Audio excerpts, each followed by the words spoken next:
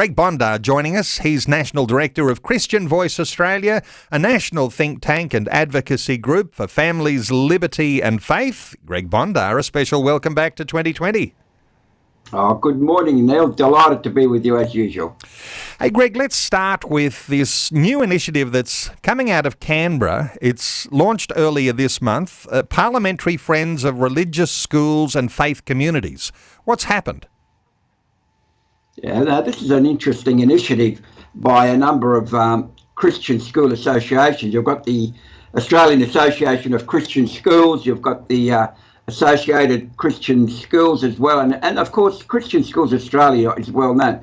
Now they've come together and in conjunction with Deborah O'Neill, the ALP Senator, and of course Liberal MP Julian Lesser, who are co-chairs. What's happened is that this group has been formed to further the discussion on the importance of religious schools within our school education system, and really we're talking here of Anglican, Catholic, Christian, Islamic, Lutheran, even Jewish schools. So the faith communities have come together, Neil, and it's so good to be able to have access to a political voice that considers Christian education or faith education a vital part of our society, Neil.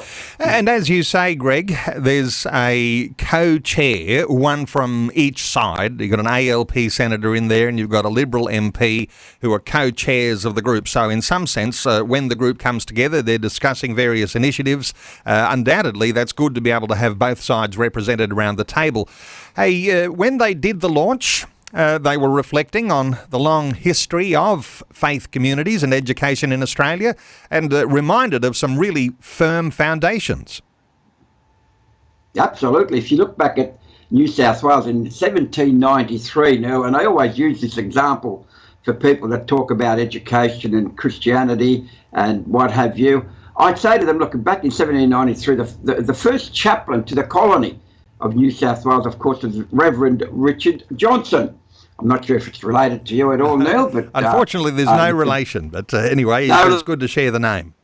But guess what? He and his wife Mary began the first Christian school in Australia with over 200 students. So religious education, Christian education, really began at the time of the colony. So there's a real historical aspect that people need to consider. So it's reassuring that education, Christianity, is a vital part of our education system here in Australia.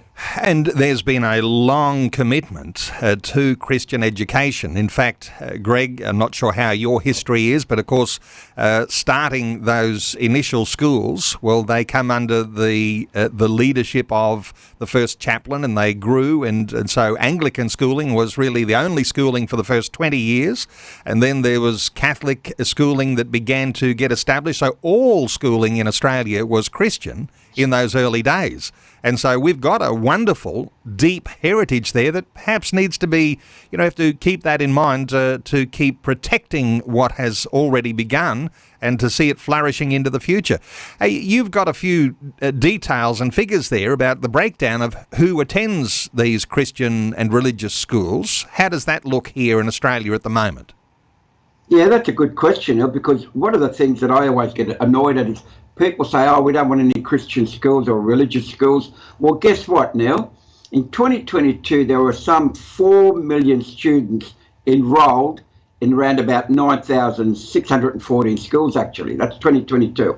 Now, guess what, Neil? Out of that figure, nearly half are educated by either a Catholic or independent or Anglican schools. So if the government were to say, no more religious schools, no more faith schools, the government would not cope. And half of our children are being educated in faith or Catholic or Anglican schools. And that's really important that, people respect that and understand the importance that the church is making to education in Australia. So, I'm all for ensuring that they continue to provide that opportunity for Christian mums and dads. As I will often say in conversations, this is one of those areas that you can be confident there are good things happening, that the Christian foundations in Australia are in a good place when we have so much Christian schooling, and it's a very, very high growth sector too, because people are wanting to get their kids into those Christian schools.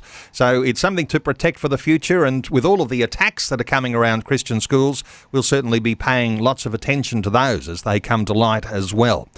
Hey, let's talk overseas for a few moments, Greg. The UK Parliament set to consider a bill severing the Church of England's ties to the government. What does that look like?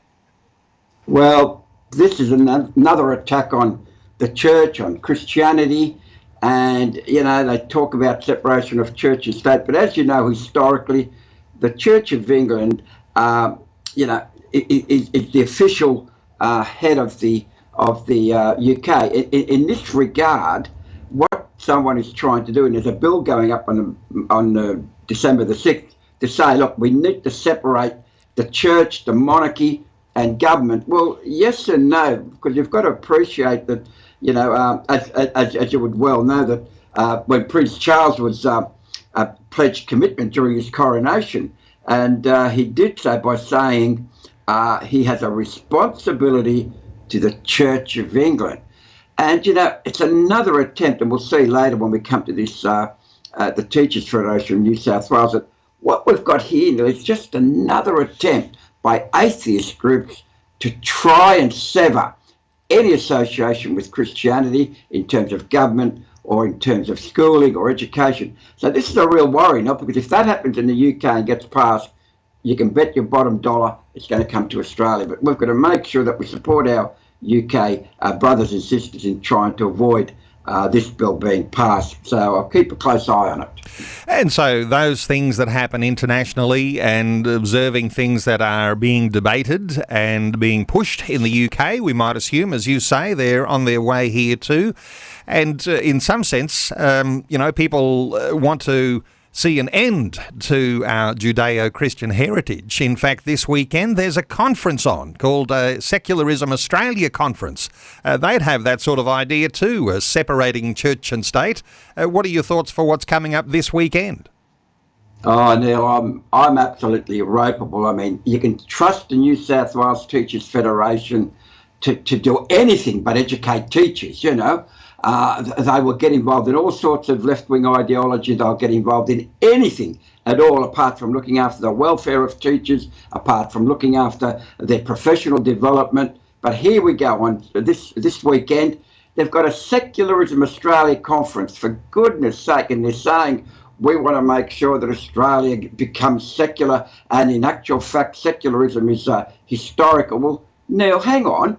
They need to go back and do some history lessons, because Australia was founded on its constitution on the Judeo-Christian, heritage. So, I mean, these people have got no idea, really. And if you look at the group of speakers they're all left-wing activists. So, once again, is another attempt, and in particular, another attempt to sever Christianity from any form of impact on education, which is really sad. Well, my own contribution there, and I wrote a book about this sort of thing just a year or two ago, and it's about secularism and secularisation in Australia. And you know what? If you're just boiling it all down, the only good thing that comes from their brand of secularism is pessimism and power struggles. That is what comes from the brand of secularism they'll be talking about this weekend.